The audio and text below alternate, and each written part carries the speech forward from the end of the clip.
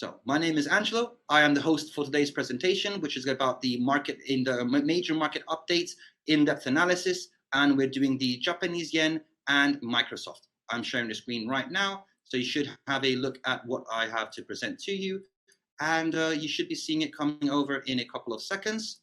There it is, guys, the title of our presentation. So please take a few seconds to read the disclaimer underneath here to understand a bit more about the risks involved in trading. I say this every time.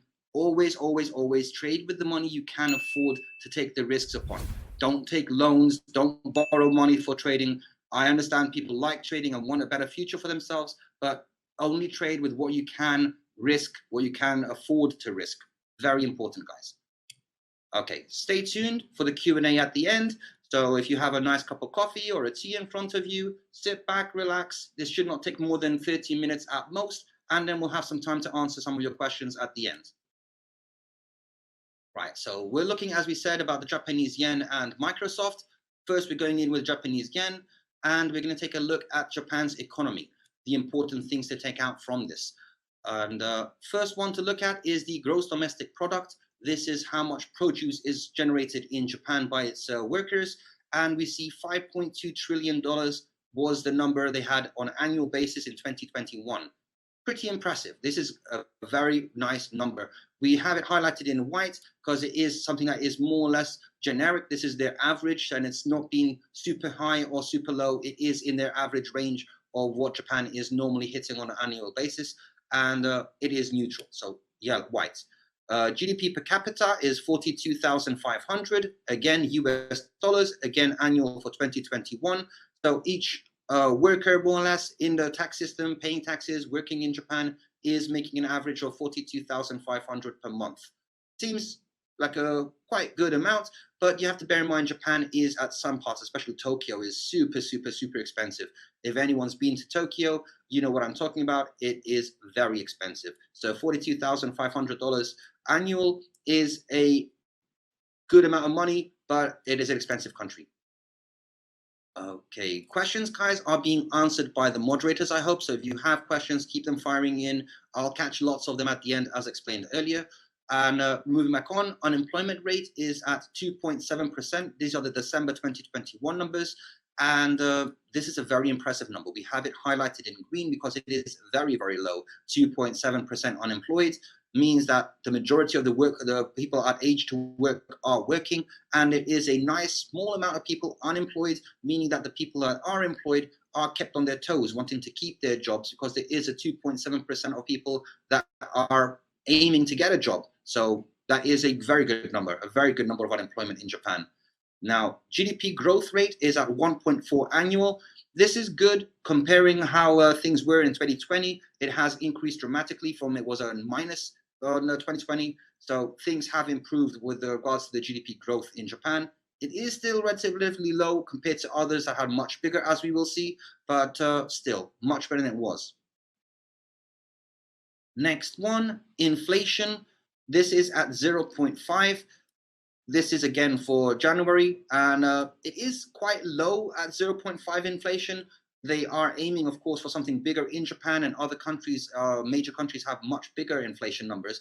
This is good for the people of the land, that your prices are not getting shockingly expensive.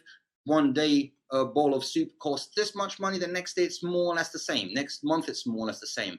If you have a very big inflation, prices go up very, very fast, and the citizens feel the impact of it. But it does give the economy a better level to stand to change the interest rates. So it's a bit of give and take with that one. But it was much worse before. 2020 or earlier in 2021 was much lower inflations. So at 0.5, it has increased, hence why we have highlighted it in green for you. Next slide, next page. Now we're going to take a look at Japan's future and expectations for the Japanese yen. First, we're looking at is a negative one, that the Japanese yen has dropped on the 115.2 against the dollar. So with $1, you get 115 yen, over 115 yen. And this is a drop. And this came as a result of the Bank of Japan not being willing to change the interest rate, to look at the interest rates for the banks until they hit 2%. Remember, we are at 0.5 right now, and they need what is it? 100 or 1.5 increase before they even consider changing the interest rates. So the market did see this as negative. People jumped off the yen onto the dollar more or less and other currencies. So we did see a drop.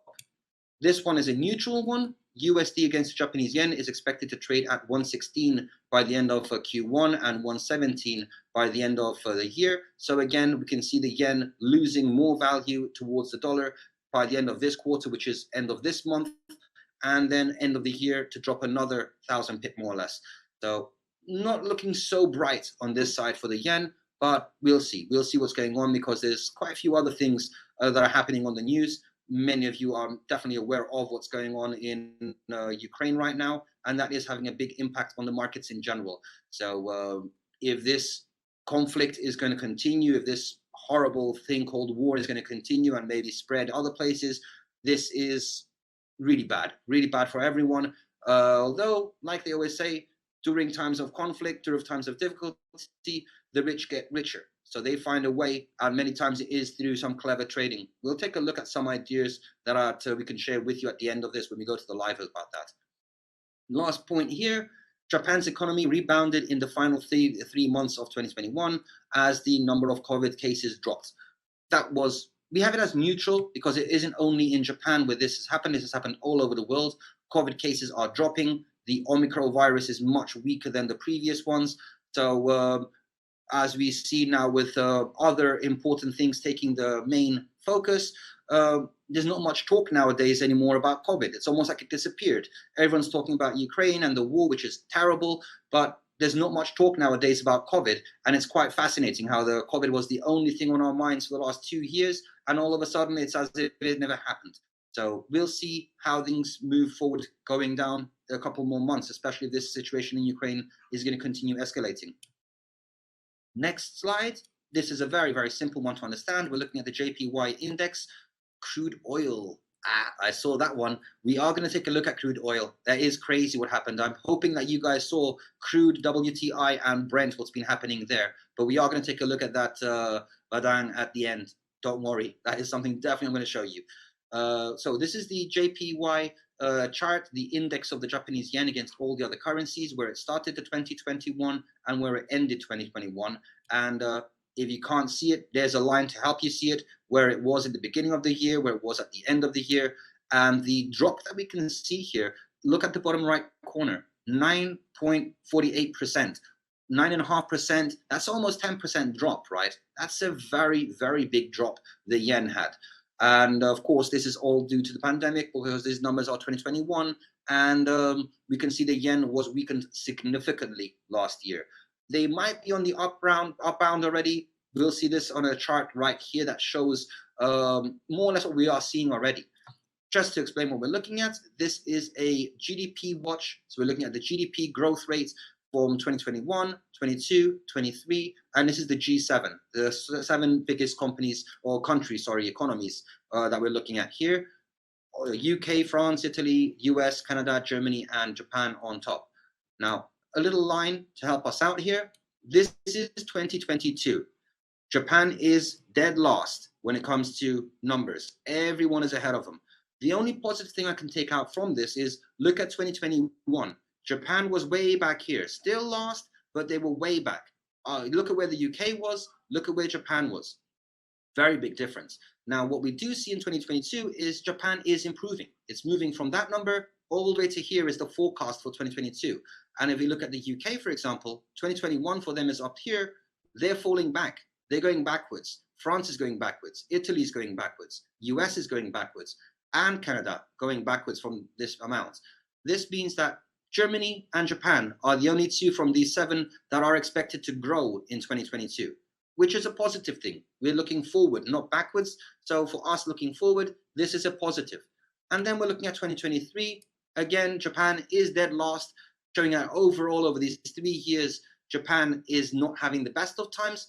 2022 would be the best year for them for these 3 based on this chart here. But this is until the end of 2023, right? We are barely started 22, so this is a long, long way as well away. So many things can change. I'm sure global situation right now was not taken into consideration once this was done. So there could be already big changes to this forecast and numbers estimated. But if the status quo stayed the same, this is what we would have been expecting. Moving along, now we're taking a very nice look at the JPY against the pound, and very easy on the eye to see what happened. It started the year at 139.9, ended the year at 156.85. So the pound gained a lot of value, as we can see here, where it started and where it ended. Way back down here, all the way up there. So GBP had a very good start to the year, climbing to the middle of the year here by June, sideways for a bit, dropped a bit after a little bit of a climb, dropped down by December, but then the last 3 weeks of the year were very, very good for the pound. So it closed at 156. And there's an arrow as well to help you understand the direction it took. And obviously it was a big loss for the Japanese yen, very big loss, around, 17,000 pips. Forex traders, you understand what kind of profits that number is, 17,000 pips. Now, on the second side, where it started against the dollar, where it ended against the dollar, and things are a lot more smoother with the dollar against the yen. Dollar had a great economy, a great run last year. So it started way down here. First part of the year was an increase. Again, a little bit sideways, but more higher sideways and lower sideways. And then increasing throughout the last part of the year from October onward, ending at 115. Very, very, very impressive numbers. And again, there's an arrow and an explanation, big loss for the yen. Things have changed now, things are better for the yen, but this is just to us to take into consideration of where it is coming from. It's always good to know the past before you can predict the future. Now, this is a beautiful little chart here that shows where the trades have gone, where the money has gone. So this is the last 1 month, how things have been going towards the US dollar. So USD is in the middle here, and we can see to the left of it, the currency pairs that did, the currencies that did well against the yen, the dollar, and then to the right, the currencies that did poorly against the dollar. Best was the Australian dollar, 4%, over 4% here. Very big jump in the value of the Australian dollar versus the US dollar. New Zealand did very, very well as well. Then Swiss franc, not bad, still positive. Canada, slightly positive, very, very close to the margin. Then on the other side of the spectrum, Europe had a terrible last month against the dollar, not surprising. Pound had a bad month against the dollar. And yen, it's more or less similar here to the Canadian dollar, on the line. So it had a very nice recovery, because the month before it was way down here above the 1%. So the yen has recovered pretty much nicely in the last month, but it is not positive. It's not dropping so much, but it's not gaining anything. So improvements from the yen. Now, moving on. We're moving now to a stock called Microsoft. Many of you might be using a Microsoft device right now. If you're watching from a laptop that is not made by Apple, then Microsoft Windows might be installed in front of you. So this is something that many people are using on a daily basis. And we're going to take a look at what is going on with Microsoft and the possibilities we have available for trades on Microsoft. So, latest news, important things to look out on Microsoft. On 18th of January, we see something very, very big happened. This is a while ago, and this actually happened even earlier than the 18th. But on the 18th, it was announced that the $70 billion takeover of Activision that Microsoft had went for is under review by the FTC, which is odd. Normally, the FTC does not review takeovers or purchases, but because of the size of the purchase, $70 billion, the fact that Activision is in a way a monopolization. If Microsoft takes over this company, they might have a monopoly grip on the market. So the FTC is going to be reviewing that, and Microsoft expect more or less to have a finalization of this by the end of the calendar year, which would be end of August, more or less. So when they start their new calendar year, Microsoft starts their calendar always in September. So by the start of that one, they should have an answer by the FTC. They can go ahead with the takeover. Really, really important that they do go ahead with that. Okay, 26th of January, JP Morgan, a very, very strong investment bank that gives lots of people insights into where to trade. They set a new price target for Microsoft, and they pumped it up to 374. And as we can see here, today's market price is 295. So if you are a firm believer that Microsoft is on the right path and they're going to continue growing, and you believe that they're going to hit this target of 374, then it is definitely possible. So do look at that big jump here. That's, what is it? Almost $80 increase. That is a very big price jump if it is to happen. So that is a good possibility if you believe in JP Morgan's forecast. Then the last one we have here is Wells Fargo. Equity have set as an equity hedge more or less portfolio, and they are picking in the top 25 Microsoft. Many people know Warren Buffett, one of the brightest minds of our days with regards to trading. He is the owner and the big daddy of Wells Fargo. So many people just trust his decisions without even question. So if he picks in the top 25 Microsoft, then many people just follow based on that alone. So that is very important. 3 very positive news we found here for Microsoft. This is again positive. This is the earnings report, the EPS, earnings per share, and we can see how Microsoft has beat expectations on every quarter last year.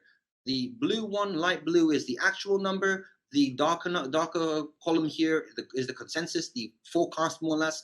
So we can see that every single time, every quarter from Q3, 4, 1, 2 have been above the expectation. Jumping up, jumping up, jumping up. And then moving forward, same thing is expected. There's an increase on every single one of the EPSs, coming closer and closer to $3 per share. That's very positive. There's nothing negative to see here. Everything is looking good. Only thing we have to do is hold out for the next one, see when this one is coming out, and we'll take a look at the live trading after to see when that announcement is. I believe it's in the end part of April, the next EPS report. Next chart, revenues, how much profit these guys are making. And looking at the numbers here, each column is represented by the number on the side here. 36 billion has been a target, and they passed it on every single quarter. So Q1 2021, over 36 billion, way over 36 billion, and each one is green, meaning they have met and surpassed their target. So positive revenues on every quarter going all the way forward. And you can see the ones coming up here, it's even forecasted to be almost 50 billion. Now, I don't know myself, $50 billion in 3-month profit, that is incredible. I don't know many companies that make $50 billion in 3 months, but Microsoft, Apple, and a couple of others are doing exactly that. So you can only respect these guys for doing such an amazing job they're doing and the amount of profits they're making. Here's a chart that shows again the movement of Microsoft. Important things to note: where it started the year, where it ended the year. Started it at 212, ended it at 349, and this represents 48%, 47.88, so 48% growth of its value. Tremendous numbers, really impressive numbers. If anyone opened a trade on New Year's Day of 2021 on Microsoft, buy it going up, then close it a year later on the 1st of 2022, some beautiful profits would have been made on this. Moving along, next slide. This one is taken from our platform here, and what we see some lines. I'm hoping you guys understand that this is support and resistance lines, and this is something I want just to show you guys the importance of having a little bit of skill with indicators and support resistances, for example, because it shows you so much more than trading without this information. First thing we're looking at here is the supports. There's 3 very strong supports we can see. The 200 line, if we're tracking the market from this low point down here that got supported, market came up. So that would have been, what is 130 maybe, 140. From that moment up, it jumped to the 200. Initially resisted breaking over the 200. It did the next day, stayed in a little corridor, bouncing between 225 and down to 200, bouncing between, making this support even stronger each bounce. So we have that strong support, broke over the 225, got supported heavily again, making this a nice line to have in mind. Market then exploded in favor of Microsoft. This was the end of last year, more or less, or beginning actually of last year. And we have a new support. Resisted initially, then got supported multiple times, making the 290 a very, very nice support. And then the other green line above, this one is the all-time high, the highest price the market has reached in our last calendar year, more or less. So 22nd of November, $350 was hit by Microsoft. Didn't stay there too long. This is 1 week each candle, right, as you can see here. So it touched it and came back down. And ever since then, it's been in a downtrend to this point. where it's, as we can see, perfectly timed. It's hovering on the support line. If you remember, when we were checking before about the prices of Microsoft and the JP Morgan target, the price we showed was that it's 295 today's price. So that means that it is more or less supported. It got supported by this line, and it's still above it. So that goes to show that the support did work very, very nicely. This screenshot might have been taken about a week ago or a bit more than a week ago. So it shows that the support did hold strong. And then there's one more number up there, 374. What was that? That was the JP Morgan price target. So if there is to be that movement from 295, that's where my mouse is here, move up to there, would be a very hefty, very nice profit. If it's going to happen super fast, or if it's not going to happen, what do you guys think? What do you guys think? Let me know in the chat. People who like Microsoft, who trade on Microsoft, what do you guys think? Is it going to reach that 270 for 374, or is that JP Morgan making a mistake there? Okay, I don't see. I'm going to keep my eye on the chat to see what you guys think. Let me know in the chat if you think it is something doable or not on Microsoft. And again, like I said earlier, if you have any suggestions or things you'd like to see on market news webinars, let me know. Write us in the chat what you'd like to see. Our moderators are always checking that. So let us know what you guys want to see next. Next slide. This is a thought question slide. How can we use this information to trade? Great question if someone is asking this themselves. Well, what we just did right now is a fundamental check. With this information, we can just go ahead and do long-term trades if you believe the information gathered is enough. So that is definitely doable. Okay, there's the first one, 374. Yes, possible. Ritesh, nice. John thinks that gold is something you would like to see. Nice. Alex says 350 is his personal target there. Nice to see that. Yes, double yes. It's highly possible. I love it. Thank you guys. Thank you guys for your feedback. I think it will reach the target, says James there. Thanks, guys. 374. Jesse as well agrees. I love it. Keep on sharing your thoughts here because we are a group. We all have the same interests. So it's good to express what you guys feel. Doesn't mean that John and James are right here, or myself, or JP Morgan, but it's good to have more insight into what you're looking at. So next thing, like I said, let me know what you guys want to see next. Oil, somebody mentioned earlier in the chat, that is something I would personally very interested in showing. John says it there as well. Oil prices, we're going to take a look at it soon as well, but we are going to do hopefully a webinar on oil. Cryptocurrencies have been really good recently as well since this conflict started, so that's another possible. Quite a few stocks, European stocks might get heavily impacted by the war going on right now. So there's loads of things we can look at. So keep on writing in the chat there what you'd like to see on next webinar that will be in the beginning of April for the markets. We are going to have another webinar that hopefully my moderators will be sharing the link towards, and that is a webinar about strategies and trading. That's going to be towards the end of this month. I think it's on the 18th of March, but you should be seeing a link appear and a pop-up appear in the chat where you can sign up for that. Anyway, back to the presentation. How to use this information now. We can use the fundamental news by itself, or we can combine it with some technical analysis, indicators. So how do we do that? Multiple ways to trade with technical indicators, technical analysis or technical indicators here. There's short-term, long-term. So if you're doing binary, digital, forex, crypto, stocks, commodities, anything you're trading, technical analysis is definitely super, super, super useful. So don't be shy, don't be scared to try new stuff, try new indicators, watch our webinars. If you're VIP and you have an account manager, tell your account manager you want to get a whole bunch of webinar links so you can watch all the webinars we've done on indicators already. If you're not VIP and you're interested in that, speak to our support. The guys in support can definitely explain what are the requirements in your country to become a VIP. So it supports all asset classes, as mentioned. It helps you to find entries and exit points from trading. If you're doing forex, commodities, or stocks or crypto, you can not only enter a trade, but these technical analysis tools will help you find an exit point from the trade. And then it helps you analyze the markets really, really fast. Understanding the past, as I mentioned, is important for understanding the future. So if you do use your indicators correctly, not only you'll get a good understanding of what has happened with the markets, but hopefully a good indication of where they're going as well. Then on the second slide here, this is useful stuff. Candlestick patterns is something that I remember a couple of webinars ago. Many traders asked for us to do a webinar on this. Good news, this is in the pipeline. Within the next couple of months, we have already planned this webinar, and it is going to be available. So if you do like candlestick patterns and you do want to be receiving a webinar on that, make sure you check your emails, make sure you check the opportunities, and when you do see the webinar come up, candlestick patterns, sign up, watch that webinar. It is a very, very good one. Support and resistance levels, we have done a webinar on this already.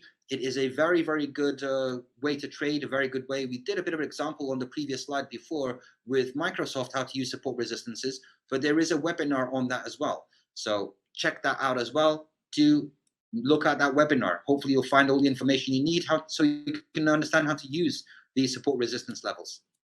Fibonacci lines, one of my favorite, very, very good one. This is going to be one of the webinars we're doing in April. So if you're interested in learning how to use the Fibonacci lines, we have not only one, but two webinars planned for this, because we're breaking it down into two parts. Part one is Fibonacci retracements. Part two is Fibonacci extensions. Beautiful webinars, both of them. I will be shocked if you don't like them. So check the emails again when you're going to receive the email for that one, the invitation for that one. And then a combination of different indicators. We've done lots of webinars on them. There's lots of information available online as well for indicators. Just always make sure whenever you're checking online, whenever you're checking on YouTube for videos for trading, don't just watch one and go with it. If it's not from a viable source that you can guarantee it's correctly shown, watch more. Watch 3, 4, 5 videos about support resistance. Watch many videos about Bollinger Bands and RSI, just to make sure that you are not watching one and going with it. If you watch 5, maybe you'll see that 3 of the guys doing a webinar or a presentation or a video about the indicator are showing more or less the same thing. Then you understand that these guys are showing the right thing. If the other 2 guys are showing totally something different, random, then you understand that these 2 guys have no clue what they're talking about, and they're just doing a video for the sake of it. So those 2 guys you ignore, you don't follow their lines, their ideas, you follow the guys that you do trust and you do see that they're in line with the correct information. Price action question. Price action, okay, that's basically, that was from John here. Well, John, price action more or less goes in the candlestick patterns, right? If you're looking at the price movements and the candle movements, then that will be the candlestick patterns, and that is going to be a webinar we're doing, I believe, not April, maybe in May, we're doing the candlestick patterns. So just keep an eye on that. Oh my God, Mr. Parul lost 5K on binary trading. That is so sorry to hear that, Parul. Always going opposite side. Well, Parul, indicators, if you're not using indicators or money management, I would highly recommend that. With the amounts you're mentioning here, you most likely are a VIP. So contact your account manager, set up some training sessions, start from scratch perhaps. If you're not doing the right thing, use something different. There's a million ways to trade. As the saying goes, there's many ways to skin a cat, right? You tried something, it didn't work. If you're not feeling like you want to give up and you want to pursue it, try something totally different. Use a money management plan, different indicators. Ask our account manager to send you lots of videos on the webinars we had on different setups or indicators. The triple trend one we did last was really good. So there's lots of ways to hopefully get yourself into profits, Parul.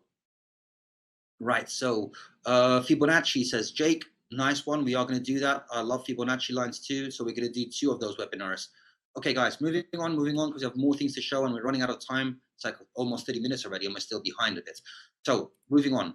Currency pairs, macro events, official bank rates, CPI. This is for currency trading, right? What to look out for fundamental trading. Then manufacturing, services PMIs, NFP if you're trading with the US dollar, really important stuff to look out for. So get familiar with the calendars, investing.com, Forex Factory, Trading Economics. There's loads and loads of sites out there with very good calendars. Use that information whenever you're trading, long-term or short-term. The markets get impacted by these announcements. So learn how to understand them. How can I contact with my account manager, Ms. Parol says. If you are VIP, you should be VIP with the amounts you mentioned here. There should be on the bottom of the screen a button writing request callback. Just click that button and your account manager will call you straight away. If you're not VIP, then speak to support to find out what the requirements are to become VIP. You may have had the VIP, you may have lost it, but check Check if you do have an account manager there, Parul. Okay, speeches from central bank representatives, very important thing to do. There's Mrs. Lagarde from the EU, European Central Bank, Jerome Powell from America. When these people speak, the market moves. So always check the calendars again. When will be the next speech by Jerome Powell? How will it impact the market? Trade or don't trade accordingly if you do or don't like high volatility, because normally there is a lot of volatility during the speeches of these very, very powerful people. And now for stocks, EPS revenue releases, press releases, geopolitics, like what we're seeing right now going on in Ukraine.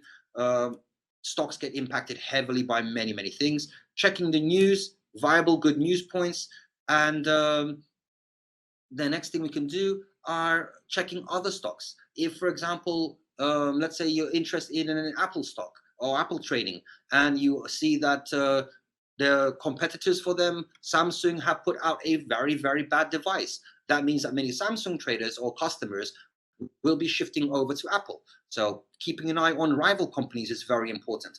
Another example would be the oil prices. We see oil prices is shooting up, and that's got a lot to do with the fact that natural gas now is being cut out of supply. That's something just off my head right now, explanation of why oil is going up. So as soon as this conflict in Ukraine started, someone who is very in tune with the market could have said, oh, okay, Russia does export lots of oil and they export lots of gas. So that is very likely the price now of oil and gas can shoot up the roof. So as we saw, and we will see soon what happened with oil prices. And that time is right now. So let's very fast jump over to my account here. And I have already, as you can see, set up quite a few things to look into. So this webinar is going to take a bit longer than expected because I've been talking too much. So first we're looking at Euro versus Japanese yen. We more or less know what happened last year. Now we're going to take a look at what's happened this year, where it started and where it has gone to. This is more or less where it started the year. This is one-day candles on the Euro Japanese yen. It finished up the upward movement it was making towards the end of the year. Then it more or less goes down. You see a dip, increase again. So this is more like a sign of a sideways market. What I would personally look into myself right now is to draw some support resistance lines and figure out where the all-time high is in this period. That would be up here. Let me just make that wider for you guys to see it. Okay, and then I would like to draw a support line to see where the low points are. So let's go another one of these, draw it in down here. That I think is a nice support. Let me just go a bit more back to confirm it. Yep, there we go. There's quite a few touches there already. Another one there. Let me widen it, color it red as well, just to discriminate between them. And this means that this massive red candle we're seeing today, dropping, the euro is dropping against the yen. This is a very important candle. Where's the next nearest support underneath that? Then we have to look all the way back here at these moments there. So that there could be considered as the next possible support. Let's make this one white, make it wider, and then copy this one as well, because if that is broken, the next really better one would be this round number here. The 125 would be a very good one. So that's what it more or less looks like, guys. This is what I would see on this one. Today's candle is super important. If it closes red, it can continue next week, dropping maybe even further, maybe challenging the first or the second support line. If this candle reverses though and goes back up today and closes above this line, then we know that this support has been respected, and this massive corridor up here would be the area to look into. You could of course look for some closer levels in here as well, something in the middle, and hopefully that would be good. That's a breakout. John, not really, not yet. If this was to be a breakout, it means this candle closes under. It hasn't closed yet. Once this candle closes under the line, then it's a breakout. Then we have to look into a new corridor. But I don't really want to expand it on this too much, but you could even draw some sideways lines to see this way what it looks like. If this is possibly another thing to take into consideration. That's, let me just get that one, expand it to the top here as well to see the upwards and lowers. So this would give you like a downward channel as well, where the market is moving.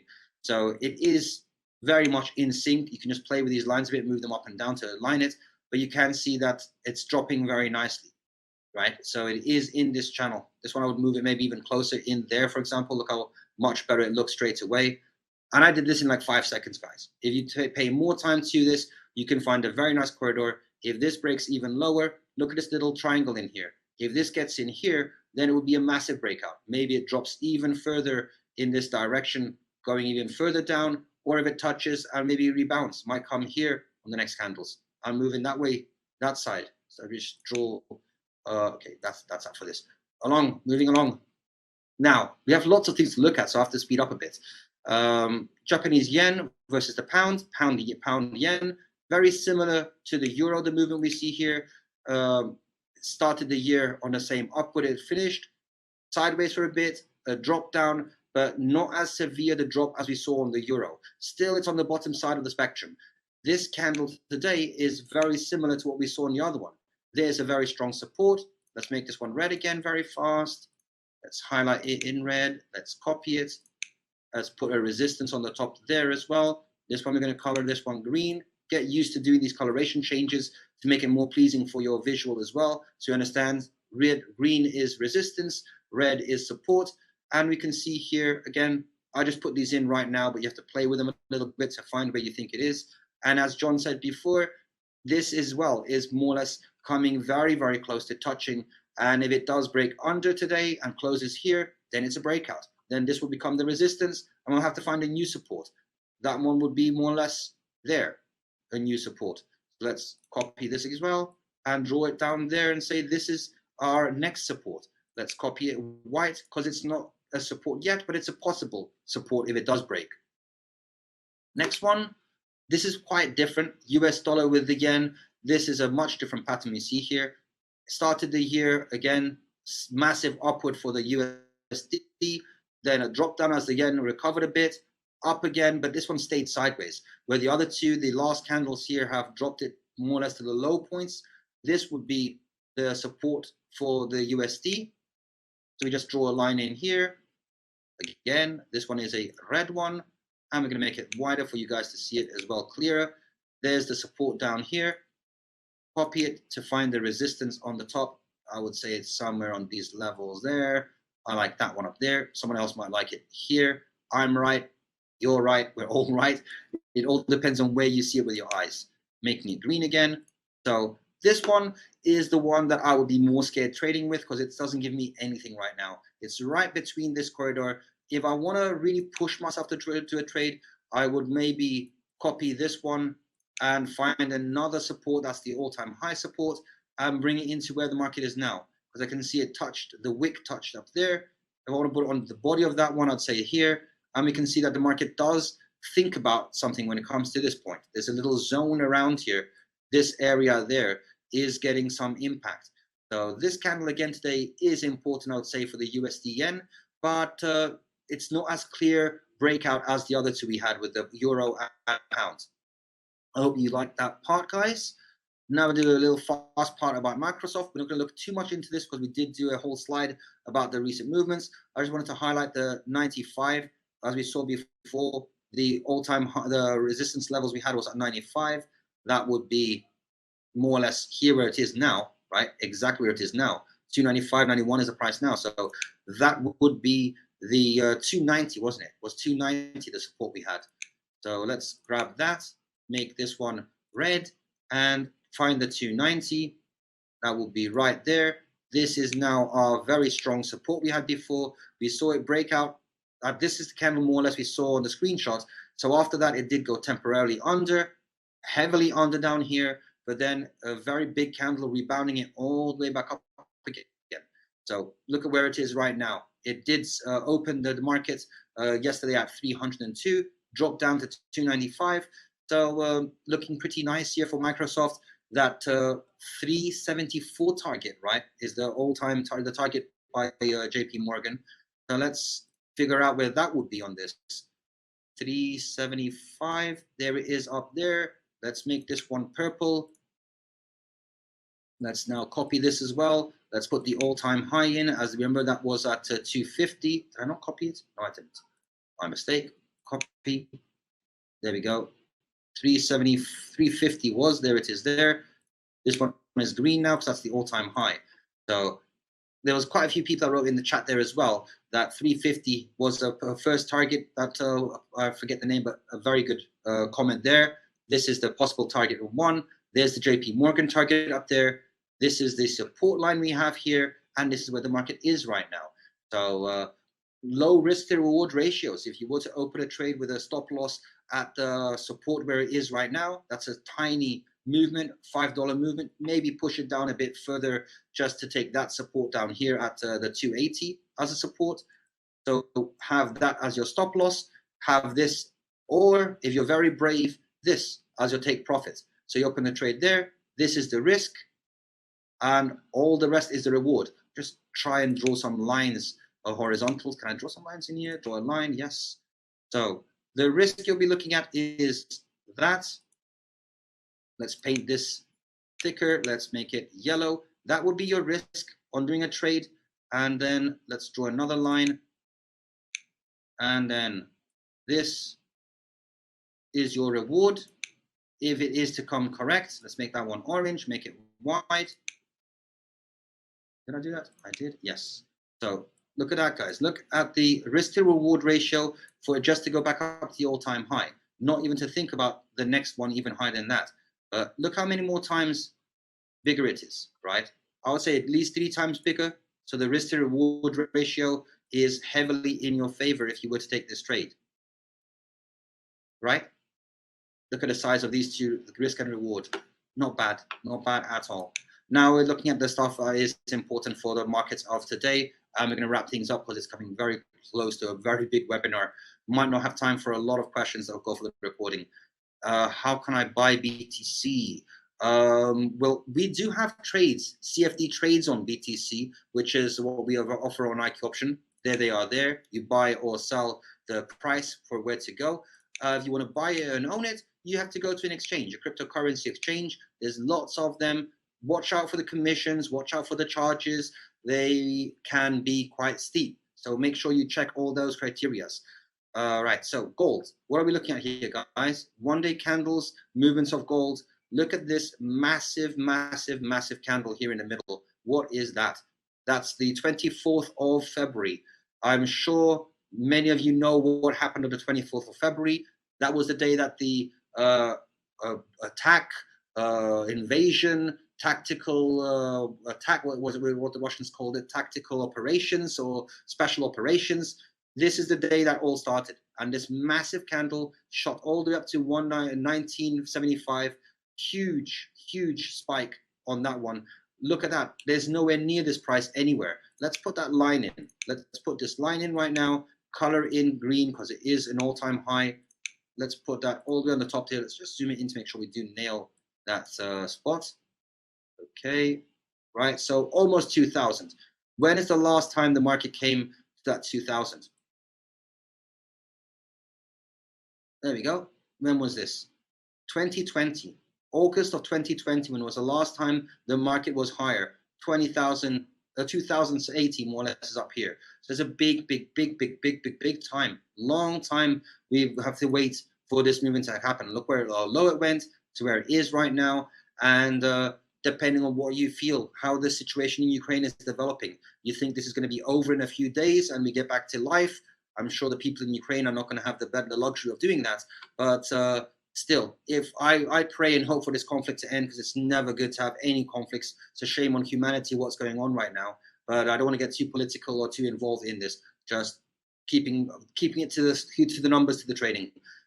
If you believe that this situation is going to continue and instability is going to continue with the markets, then we could maybe see the market go up again to that all-time high. Who knows? Maybe it touches it, stays under again, or maybe this time it breaks over and stays over.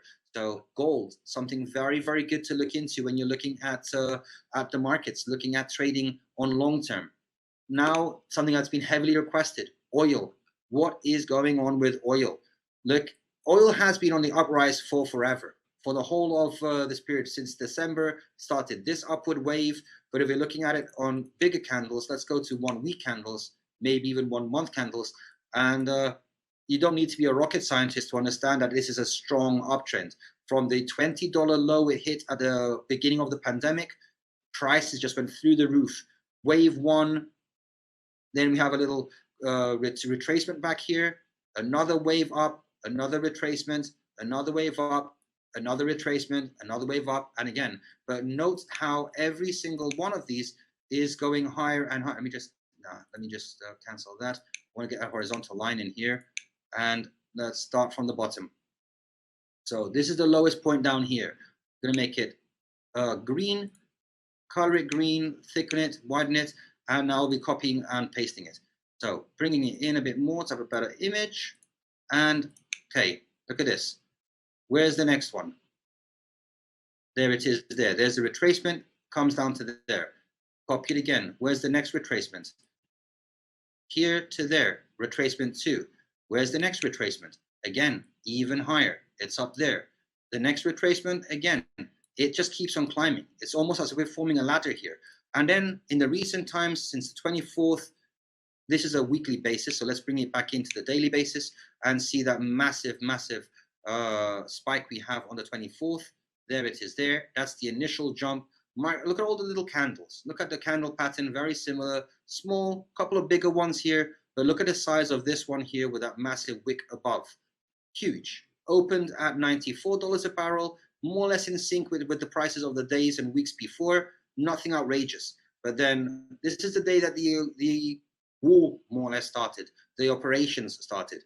It shot up above 100 for the first time in a very long time. When was the last time it went over 100, you may ask? Then be ready to see this one. This is a full 1 month one now. So the last time was 2014 was the last time we saw oil sold over $100 a barrel. This is Brent oil. WTI is the same thing, more or less. We'll see that as well. But look at that massive, massive, massive spike. And there's no signs of it slowing down. I have thought about it. Maybe it was a temporary thing, but this is already, what is it, day 8, day 9 already now? And conflict is still going on. Many think this is going to go on for a lot longer. So oil prices might keep on climbing. And it's not only the oil. There's many things that go sync with oil, right? You have a factory, you need machinery to work. Many of that machinery work on oil. So your costs go up, prices go up, factory costs go up. So next thing you know, everything goes up. Everything that depends on oil goes up. So there's loads of things. If you feel like you missed this wave or you think you haven't, it's going to keep on climbing, maybe up to records of $120 a barrel, then definitely consider this strongly. Consider, what do you think? Is this the current situation, the status quo, is it going to continue or is it going to stop? Do you see an end to this conflict anytime soon? If you do, then possibly consider a reverse trade. If you don't see an end coming, possibly consider a continuation trade. WTI, it looks identical. 1 day candle looks almost the same, doesn't it? 112, 19, movements are exactly the same. So whatever I said for Brent stands for WTI as well. So exactly the same thing. Look at where it was, look at where it is, retracing. Fibonacci's will look very nice on this one. So I'm looking forward to use these as examples for the Fibonacci in the webinar. And then Bitcoin, for some crypto news as well. What we see, I'm just going to draw some support resistances on this one. Crypto is something I have hold very dear, and we do see a very strong support at this level. So let's widen it, let's color it. Very strong resistance, sorry, up at this point. You can see some wicks breaking over. So 44, 45, that's a very strong level for you to have your resistance right now. We saw a few days ago, big candles again, big movements after the 24th. That's the 28th. Here's the 24th. Massive, out of sync candle with the rest. Then climbing.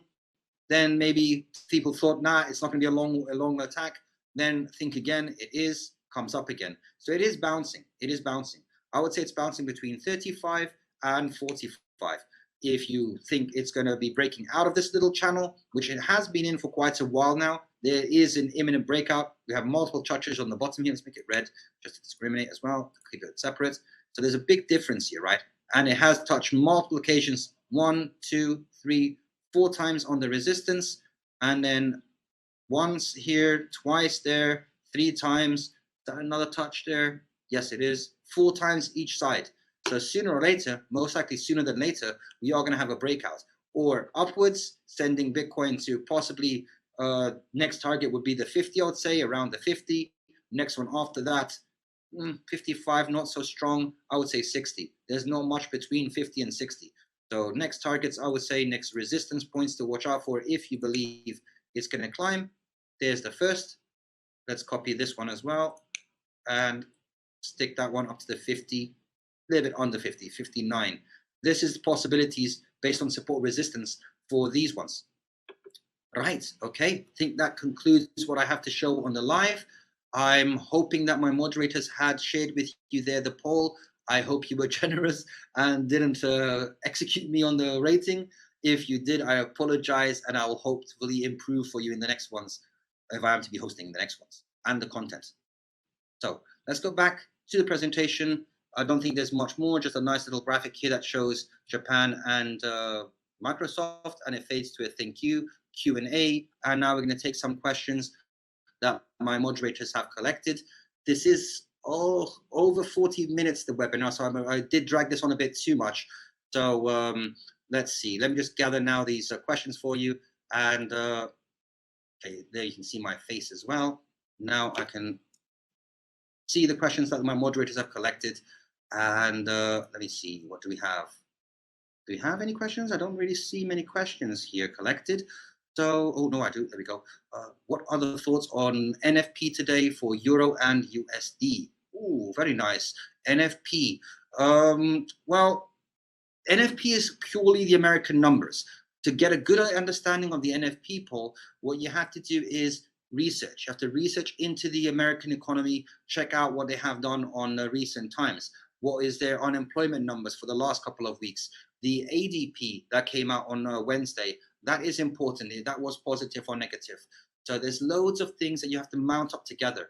NFP, it's not guesswork. It's numbers for the previous month.